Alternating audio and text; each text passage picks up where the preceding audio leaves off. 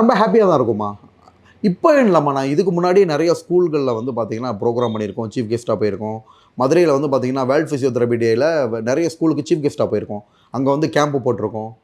But இவ்வளோ தூரம் போக முடியாது, அதுக்குன்னு டைம் ஸ்பெண்ட் பண்ணி, ஏன்னா ப்ராக்டிக்ஸ் ஒர்க்கும் இருக்கும் இல்லையா. பட் எஸ், இப்போ எஸ். வந்து இதே வேலையாகிக்கிட்ட வருது. எப்படி சார் மேனேஜ் பண்றீங்க? இப்ப எங்களுக்கு வந்து ஒரு வீக்கெண்டு ஒரு லீவ் கிடைச்சாலே தூங்குறது அப்படியே போயிருது. எதுவும் பிளான் பண்ண முடியல. இப்ப நீங்க பிசியோதெரபி ஜாபும் பண்றீங்க. ஆஸ் வெல் அஸ் வந்து ஆக்டிங்கும் இல்லை, இப்போ பண்றீங்க. எப்படி கொஞ்சம் சார்? ப்ராக்டிக்ஸ் குறைஞ்சிருச்சுமா. ஆரம்ப கட்டத்தில் வந்து பார்த்தீங்கன்னா வாரத்தில் ஒரு நாள் சென்னை வந்துகிட்டு இருந்தேன். ஓகே. அப்புறம் வாரத்தில் 2 டேஸ் சென்னை வந்துகிட்டு இருந்தேன். அப்புறம் வந்து ஒரு நாள் விட்டு ஒரு நாள் வந்துகிட்டு இருந்தேன். இப்போல்லாம் சென்னை வந்தால் ஒரு 3 நாள் தொடர்ந்து ஒர்க் இருக்குது, ஊருக்கு போயிட்டு திருப்பி சென்னை வர்றது, இப்படி இந்த மாதிரி போயிட்டு இருக்குமா. போன மாதம்னா ரொம்ப டைட் ஷெட்யூல். ஓகே. கிட்டத்தட்ட வாரத்தில் 30 நாள்னா முக்கால்வாசி நாள் சென்னையில் தான் இருந்த மாதிரி சென்னையில இருக்குது. தான் இருந்தீங்க. ஆமாம் ஆமாம் ஆமாம். இல்லை, அது ஒரு நல்ல விஷயங்கள் தாம்மா. அதாவது கடவுள் வந்து நிறைய பேர் சொன்ன விஷயம், ஒரு டைம் தான் ஒரு வாய்ப்பு கொடுப்பாரு. வாய்ப்பை கொடுத்து அந்த வாய்ப்பை நல்ல வழியில் பயன்படுத்திக்கணும். எத்தனை பேர் கிடைக்கும் அந்த வாய்ப்பு? எத்தனையோ கரெக்ட். பேர் வந்து கரெக்ட் சார். அதை வந்து நல்ல வழியில் நம்ம பயன்படுத்தி பயன்படுத்தி. டீசெண்டாக கொண்டு போய்கிட்டு இருக்கோம்மா.